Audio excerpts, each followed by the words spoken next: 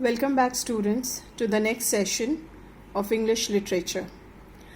Today we'll be starting with our next prose, A Horse and Two Goats. It's written by R.K. Narayan. R.K. Narayan was an Indian writer who is best remembered for his stories set in fictional South Indian town of Malgudi. Narayan's style of writing is simple, easy, and unpretentious, and his stories explore with humor and compassion the everyday lives of ordinary people.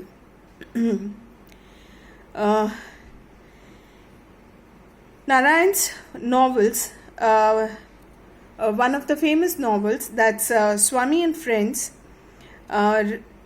is set in a small town called Malgudi. He has focused on the plight of students, punishments meted out to them, and the associated shame in the novel. There are other novels in which he deals with the struggle of human existence. In this following story, it's an edited version of his short story, A Horse and Two Goats. In it, Narayan describes what happens when an English-speaking American meets an illiterate South Indian villager who knows only Tamil and has never stepped out of the village. The foreigner, with his English, is baffled by incomprehensible and bizarre behavior of Muni, that is the protagonist's name, while Muni is equally mystified by the American's strange words and antics. The two men, they try to communicate but cannot seem to understand each other because of the lack of knowledge in others' language and culture. It is with their troubled communication that Narayan tries to explore the conflict between the rich and poor, as well as between Indian and Western culture. Using the simplest of settings, Narayan has crafted a sensitive yet amusing and humorous dialogue in the story, which is rich in situational comedy. Before we begin the story, let me give you a short summary of this chapter. The opening line speaks about Kritam, one of the tiniest villages in India, which is like a dot in the map of India. And here we are introduced to the main character or the protagonist named Muni, who is an old fellow who lives in a thatched house, and he is basically an affluent grazer, and he remembers his prosperous days. But for right now, in the present situation, he is now left with two goats who are too skinny to sell or to eat. Earlier, his wife not only used to serve him salted miller flour in boiled water, but he would also get some good packed lunch along. But with the change of scenario, with the change of finances in the house and the fortune declining, gradually he's just left with two goats. Muni's poverty speaks very clearly that they do not have enough money. We see that there is a tree right in front of Muni's house in which there are few drumsticks, and Muni wants his wife to prepare those drumsticks in a sauce where she says that you better go and buy me the ingredients and I will definitely make a curry out of it. So we see that Muni does not have even money to buy food. Muni takes a turn towards the shopkeeper and tries to get his attention and wants some food items on credit, and while he is requesting it, his plea gets rejected for the shopkeeper already speaks about the amount of credit which has already been given to him, and there is no way that he can return it back.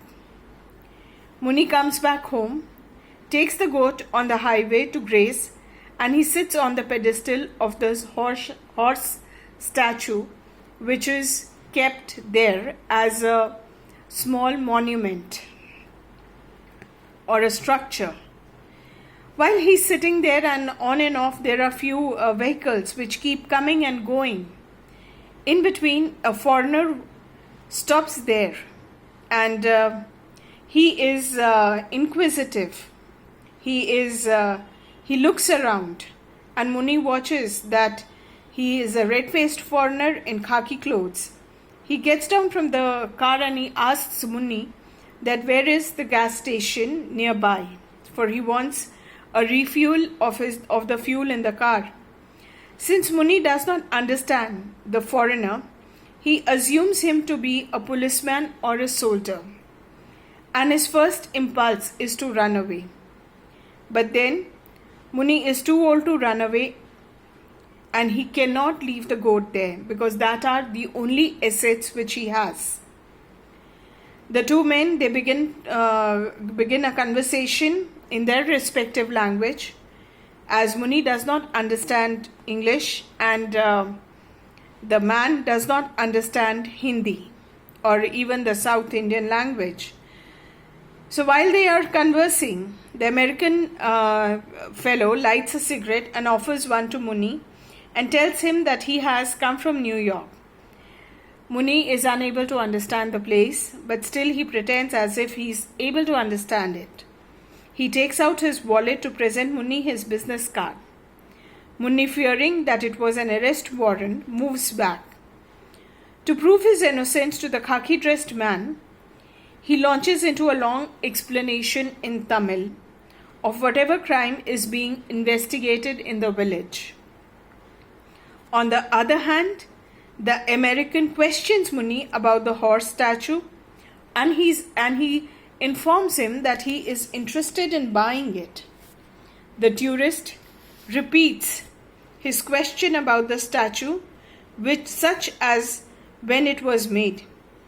He also tells Muni of the bad day at work when, due to power failure, he was stuck for 4 hours without elevator and air conditioner. The two men go on conversing and talking, and they don't seem to understand each other. Muni remembers his childhood when he had to go out and work in the field morning till night. He belonged to low class and was not sent to school. The foreigner does not understand his language, but he laughs heartily. Muni explains principles of Hinduism to American and reincarnation of the Kalki in the statue as a horse.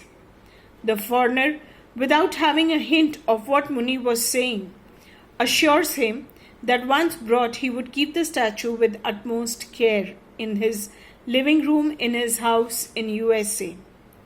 Finally, the American shows Muni a 100 rupee note, and Muni laughs at him, thinking that the man is asking him for a change.